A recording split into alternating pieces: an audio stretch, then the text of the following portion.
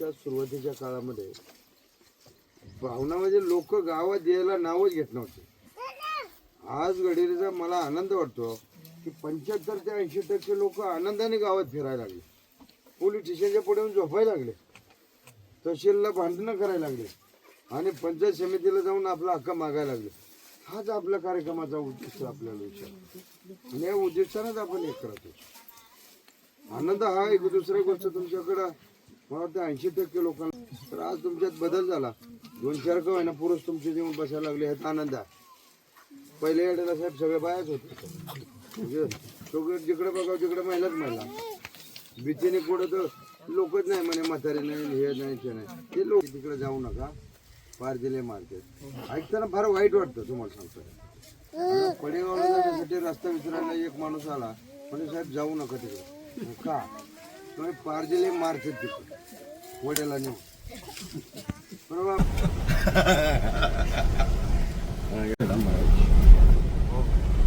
आता कॅमेरे बसले ते विसरायची बाई आली पोलिसांना पुढे जायचे. 30 वर्ष माझे लय हाल झाले तुम्हाला सांगतो. सकाळ 7ला घर सोडायचं, कधी 10ला पोहोचतोय, कधी 11ला पोहोचतोय, कधी संध्याकाळी 5ला पोहोचतोय. आणि मग तोपर्यंत काय कोणी खाल्लं का, पिलंय का, चहा पिलं का, कोणी विचारायचे नाही. हो, याला शासनाचा पगार बी नाही, तुम्हाला तरी पगार आहे. आम्ही मग पळतोय, दोन्ही एकत्र करायला. पण आनंद वाटतो जीवनामध्ये. आपण ज्या समाजाला चोर दरोडेखोर म्हणून गावाबाहेर टाकत होतो, आज महाराष्ट्रामध्ये सन्मानाने माझे लोक जगायला लागले. मी सिद्ध करू शकलो भारतीय समाज चोर नाही, माणूस आहे आणि माणसाप्रमाणे त्याला जगण्याची संधी मिळाली. या स्वरूपातून आपण सर्वजण त्याला साथ देत आहे. पुढं बी अशीच वाटचाल चांगल्या रीतीने प्रगती होईल. आपण ज्यावेळेस देवाशी म्हणून योगायोग इकडे जर आलात त्यावेळेस हे प्रत्येक घर बंगल्यामध्ये घरामध्ये आणि प्रत्येक घरातला मुलगा शिकल्याशिवाय राहणार नाही अशी आशा बाळगतो. आणि मी पी आय साहेबांना विनंती करतो की आपलं अनमोल मार्गदर्शन या ठिकाणी या मुलांना करावं. आपण स्वातंत्र्यहीन जीवन जगणारे आदिवासी पारधी बांधव या कोपऱ्यामध्ये कोपरगावमध्ये आज खाली तळवट टाकून वर छत टाकून आम्हाला या ठिकाणी स्वागतासाठी बोलवलं. हे चित्र क्वचित ठिकाणी बघायला मिळतं आता. कारण पूर्वी गावात कुठं चोरी झाली ते पहिलं शंकेने विना तपास करता पालावर रेड मारायचे आणि पहिलं घावून तेवढं उचलून न्यायचे आणि पेंडिंग गुन्हे साहेब टाकलं जातं. त्यावेळेस पेंडिंग गुन्हे टाकले जाते. अंतर्गत कुरगड्यामुळं जर एखादा विषय नाही सापडला तर लोकांनीच एकामेकीचे नावं द्यायचे किंवा खबऱ्यांनी एकामेकीची घरं दाखवून द्यायची कुणाच भावनेने. ते भावना कुठेतरी कमी व्हावी, पोलिसांनी पारधी यांच्यातील शंकेची तरी कमी व्हावी, तो एक बंधुत्वाच्या नात्याने ते एकत्र यावे अशा विचारानं आपण एक वाटचाल चालू केली. आपण कॅमेऱ्याचं एक संकल्पना चालू केली की एक कॅमेरा स्वरक्षणासाठी, एक कॅमेरा पोलिसांच्या मदतीसाठी. गावाचं कुठं झालं काय कुटाणा भांडणं झाली तर बाबा ज्यावेळेस तिथं काय कुटाणा झालेला आहे त्यावेळेस आम्ही घरी आहोत आणि हा त्याचा पुरावा आहे. या आधारे आज लाखो लोकांना आपण गुन्हेगारीच्या कलंकित जीवनातून मुक्त करतो. आज 30 वर्षामध्ये महाराष्ट्रामध्ये ज्यांच्यावर पोलिसांनी चोर दरोडेखोर म्हणून शिक्का कायमस्वरूपी मारला गेला होता त्यावेळेस, तर त्या लोकांना 1,52,000 लोकांना आपण गुन्हेगारी जीवनातून मुक्त करत महाराष्ट्रामध्ये यश आलं. हे एकट्याचं श्रेय नाही किंवा हे एकट्याचं काम नाही. हे महाराष्ट्रामध्ये विविध ठिकाणी सर्व अधिकाऱ्यांच्या, गाव व्यवस्थेच्या आणि तुमच्या आमच्या एकत्रितपणानं आत्मविश्वासानं हे आपल्याला करता आलं. मला या अचानक रात्री त्या मुलाचा फोन आला परवा दिवशी की असं हे आहे. म्हणजे त्या निमित्तानं मला कॅमेरा बसवा, प्रत्येक गोष्टीवर मला कॅमेरा बसला पाहिजे. तर हे कोपरगाव जर विषय नाव घेतला तर तुम्हाला माहिती नसावं पण गावाचं किती नुकसान होतं आपल्यापासून किंवा आपलं बी गावापासून किती नुकसान होतं त्याचं एक उदाहरण तुमचंच तुम्हाला द्यायला काय हरकत नाही. शासनाच्या सवलती अनेक आहेत परंतु आपण गावात न मिसळल्यामुळं शासनाच्या सवलती आपल्या लेकरांपर्यंत येत नाही. दुसरी बाजू अशी आहे की कुठेतरी पोटाची चोरी म्हणून ज्वारी, हुलगे, बाजरी, मटकी केलं नाही असं नाही, उपासमारीच्या ज्यानं केलेल्या असेल तर या बाजूचा विश्वास जरा वेगळा होता, ड्राप वगैरे असं तसं काहीतरी विषय चालत होता पूर्वी, बरोबर ना. तर ते कुठेतरी थांबवण्याकरता वेगवेगळे गुन्हे तुमच्यावर पडत होते आणि त्या अनुषंगानं मी ज्यावेळेस इथं आलो तर त्यावेळेस या ठिकाणं त्या कोपरगावच्या पलीकडे आम्ही विचारत होतो पडेगावला जायचं. पडेगावला जाण्यासाठी रस्ता विचारायला एक माणूस आला, म्हणजे साहेब जाऊ नका तिकडे. का? तुम्ही पारजिले मारतात तिकडे वड्याला नेऊ. बरोबर दादा, जिताना फार भयंकर वाटला. हे एवढं सोपं नाही. हा जो कलंक कुठेतरी निघाला पाहिजे आणि कुठेतरी आपली बी मुलं शिकली पाहिजे, आपली बी लोक चांगल्या प्रवाहात आली पाहिजे, आपले बी लोक स्वतःच्या घरात राहिले पाहिजे. आणि काय करावं तर जाईन त्या ठिकाणी त्यांच्या मनामध्ये एक जागृतीचं पाठशाळा भरवली पाहिजे. आणि त्या ठिकाणी आपल्याला कोणत्या पुढाऱ्याची गरज नाही, आपल्याला कोणत्या नेत्याची गरज नाही, या ठिकाणी कोणत्या संघटनेची गरज नाही. फक्त तुम्ही आम्ही एक होऊ आणि विचाराची पाठशाळा चालू करू. त्या ठिकाणी पुढं आपण ज्ञानाच्या विषयानं प्रत्येक अधिकाऱ्यांच्या पुढं आपलीच दुःख आपणच मांडायचे, कोणी नेत्याला मध्ये घालायचं नाही. आणि कोणत्या संघटनेचा नेता नको, कोणी विषय नको. प्रत्येक कुटुंब जागृत झाला पाहिजे, प्रत्येक कुटुंब चांगल्या विचारानं पोलिसांच्या पुढे गेलं पाहिजे. आणि मग त्यासाठी काय केलं पाहिजे तर आपल्यापासून सुरुवात करायची. स्वच्छता, मूळ स्वच्छता.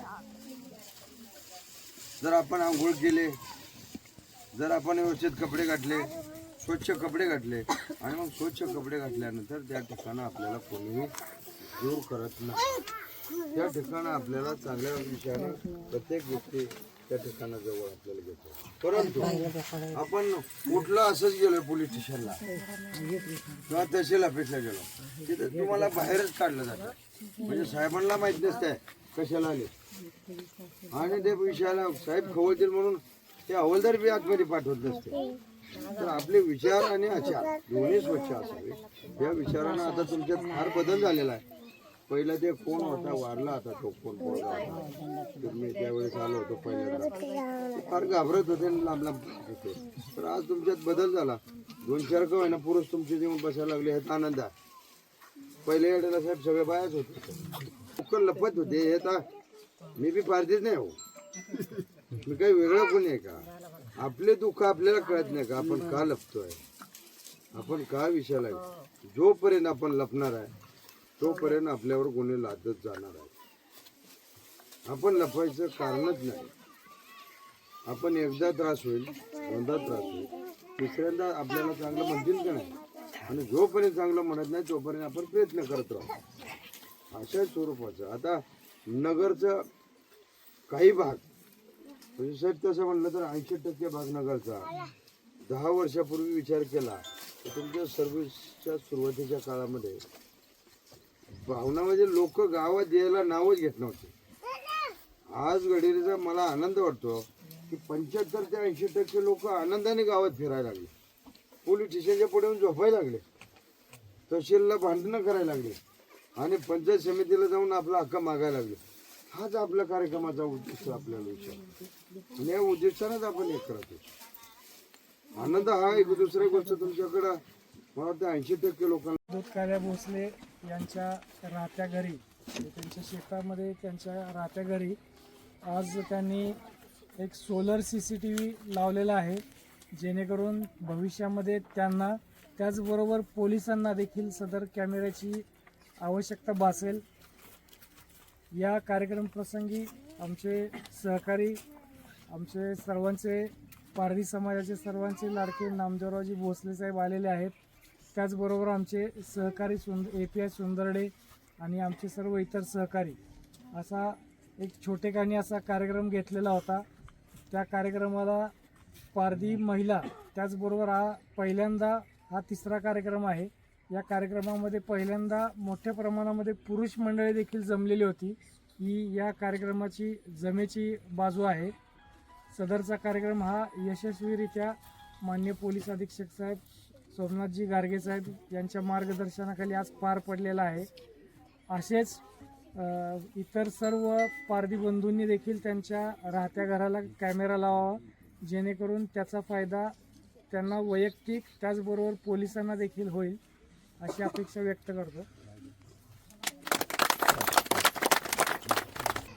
एक कॅमेरा स्वरक्षणासाठी, एक कॅमेरा पोलिसांच्या मदतीसाठी या संकल्पनेच्या विचारानं महाराष्ट्रामध्ये विविध ठिकाणं आदिवासी पाड्यांवर कॅमेऱ्याचं आपण ओपनिंगचा कार्यक्रम घेत आहे. त्याच्यामुळं काय फायदा होत आहे, महाराष्ट्रामध्ये जो भीतिमय समाज होता, पोलिसांपासून दूर होत होता किंवा गावकोसाबाहेर तो राहत होता, तो ऑटोमॅटिक गावकोसामध्ये यायला लागला आणि त्याच्या स्वतःमध्ये बदल होत असताना त्यांची मुलं शिक्षणाच्या प्रवाहात यायला लागली. त्या क्षणाला न्याय हक्क कळायला लागला आणि याद्वारे त्यांचं शासनाच्या सवलती ज्यांच्या घराघरापर्यंत पोचायला लागल्या. त्यांच्या मनातील भीती जी होती ती दूर झाली. अनेक विषयातून या ठिकाणं कोपरगावमध्ये बऱ्याच वर्षापासून एक वेगळं नाव ऐकायला मिळत होतं, परंतु आज अतिशय आनंद होत आहे. या ठिकाणं महिला आणि पुरुष एकत्रित येऊन पोलिसांच्या संघटनेनं या ठिकाणी एक विचारानं त्यांनी आपले वेदना, आपले दुःख व्यक्त केले. त्या ठिकाणी निश्चितच अशी अपेक्षा बाळगतो कोपरगाव पोलीस आणि अहिल्यानगरचे पोलीस या ठिकाणी त्यांना सर्व जिल्ह्यातील पारधी बांधवांचे दुःख समजून घेऊन त्यांना न्यायाच्या प्रवाहात आणण्यासाठी प्रयत्न करतील अशी अपेक्षा बाळगतो. साहेब, माझे पोलीस खात्याचे सहकारी कुंदर्डे साहेब, सर्व माझा स्टाफ एक 4 दिवसापूर्वीच आपल्या ताई आलेल्या होत्या. तर मी त्यांना सांगितलेलं होतं की आपला कोणताही विषय जो असेल तो कायदेशीर मार्गाने लढा. जर मला कायदेशीर मार्गाने तुम्हाला वेळ लागेल, जिथं काम 1 वर्षात होईल ते 2 वर्ष लागतील, 3 वर्ष लागतील, पण कायद्याच्या मार्गाने जर गेलात तर तुम्हाला 100% भविष्यामध्ये कुठलीही अडचण राहणार नाही. आणि एकदा अडचण मिटली की तुमच्या भविष्यातली पिढी जी आहे त्याला कुठलीही अडचण तयार होणार नाही किंवा तशी राहणार नाही. त्यामुळं तुमचे जे काही जमिनीचे प्रश्न असतील, अजून कुठले वाद असतील, तर ते तुम्ही कायदेशीर मार्गाने मिटवा. आता तुमच्या ह्याच्यामध्ये आहे की त्यांना तुम्हाला मी सांगितलं होतं की कायदेशीर मार्गाचा अवलंब करा, कारण 15 वर्षापासून जमिनीचा ताबा त्यांच्याकडे आहे. आपण भांडून किंवा हे करून आपल्याला काहीच मिळणार नाही. आपण आता त्यांना सांगितलं, आपण त्यांचं म्हणणं आहे की आपण स्टे आणलेला आहे, त्याच्यामध्ये केस टाकलेली आहे. केस जरी टाकलेली असती तरी त्याच्यामध्ये अजून स्टे आलेला नाही. जेव्हा कधी स्टे येईल आणि त्यानंतर कधी निकाल लागेल, आपल्याला फक्त पत्र दाखवलं, त्यामध्ये तुम्हाला बोलवलेलं आहे 5 तारखेला. आता योगायोगानं तुम्ही एक चांगलं काम केलं की तुमच्या मुलांना चांगलं शिक्षण दिलेलं आहे, त्याचाच फायदा तुम्हाला आता होणार आहे.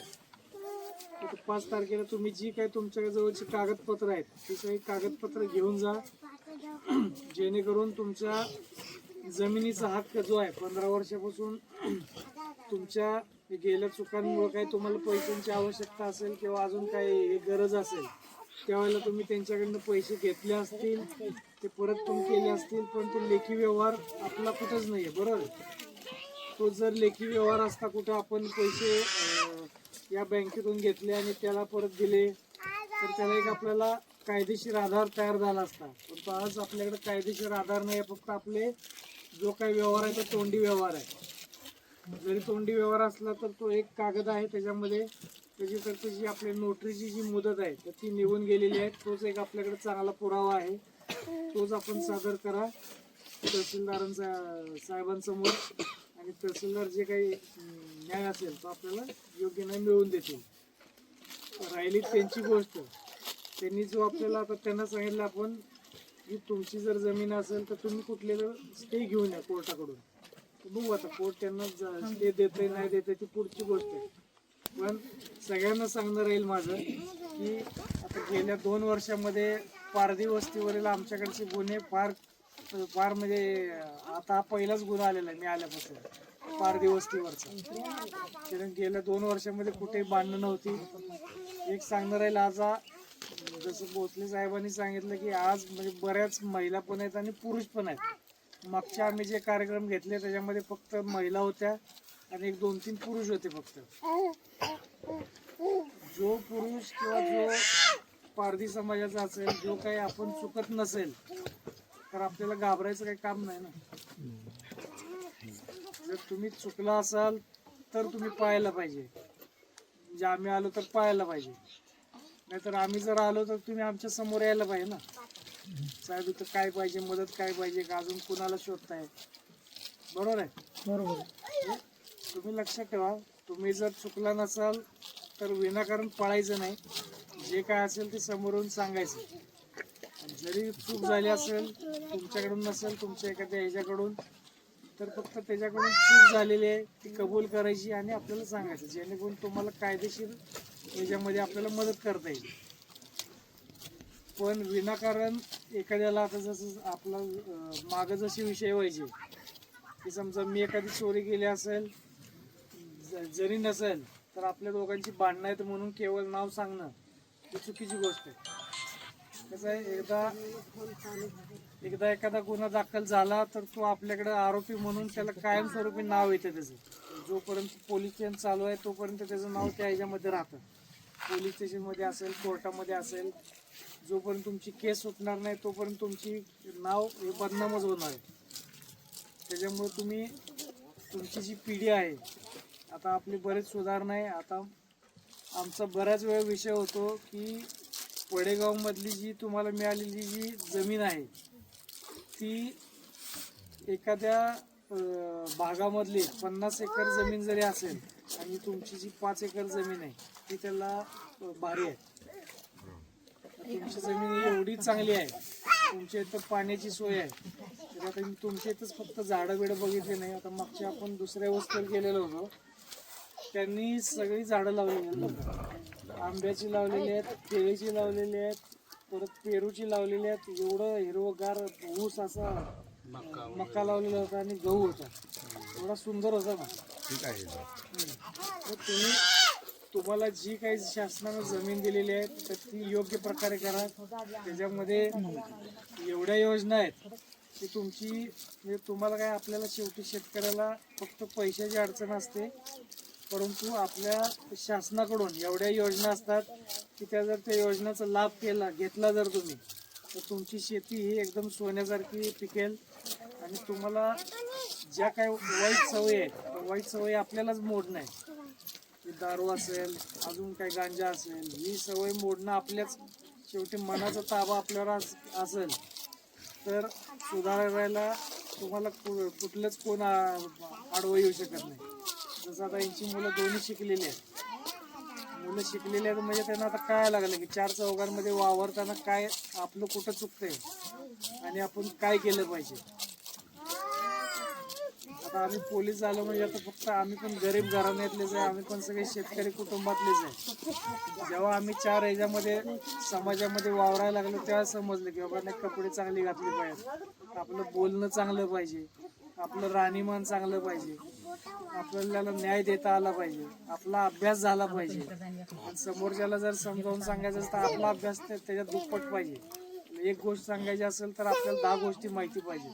तेव्हा आपण त्याला जी आपल्याला काही गोष्ट समजावून सांगायची ती त्याला समजावून सांगू का त्याच्या मनावरती आपण चांगल्या प्रकारे प्रभाव पाडू. त्यासाठी तुम्ही तुमच्या ज्या काही वाईट सवयी आहेत त्या सोडून द्या. आता मागं आता SP साहेब एक रोजगार मेळावा घेणार आहेत आपल्या जिल्ह्यामध्ये. तर त्याच्यामध्ये जर तुमच्यातले कोण ग्रॅज्युएट असतील, 10वी असतील, 12वी असतील, तर तुमच्या शिक्षणाप्रमाणे तुम्ही जे काही शिक्षण घेतलेलं आहे त्याप्रमाणे तिथं तुम्हाला MIDC मध्ये, म्हणजे आपल्या नगरमध्ये जी काही MIDC आहे, मागच्या साहेबांनी पण एक तसा प्रयोग केलेला होता. त्यातल्या 2-3 मुलं फक्त अजून टिकून आहेत. आपल्याला काही सवय झालेली आहे, म्हणजे टिकून राहायची सवय नाही आपल्यामध्ये. आपल्याला कसं झटपट सगळं पाहिजे. तुम्हालाच नाही, सगळ्यांनाच, सगळ्या समाजामध्ये आता हेच चालू झालेलं आहे की 30 दिवस, आता आमच्याकडे सुद्धा काही जणांना 30 दिवस काम करायची इच्छा नाही राहिलेली. जे काय असेल ते 3 दिवसामध्येच पाहिजे. ती पद्धत एकदम चुकीची आहे. जोपर्यंत तुम्ही कष्ट करणार नाही तोपर्यंत तुम्हाला ते कष्टाची चीज जे काय असतं किंवा कष्ट केलेल्याचं फळ कसं मिळतं त्याची तुम्हाला सवय लागणार नाही. त्यासाठी तुम्ही चांगल्या सवयी लावा. तुमचं सादरीकरण चांगलं ठेवा. भोसले साहेबांनी जसं सांगितलं की तुम्ही वरिष्ठ कार्यालयात गेला, एखाद्या कुठल्याही कार्यालयात जा, एखाद्या सरकारी अधिकाऱ्याला भेटायला जा, तुमचं बोलणं चांगलं असेल, तुमचं वागणं चांगलं असेल तर तो पण तुम्हाला मदत 1001% करणार. आमचं कामच आहे. आणि आता शासनानंच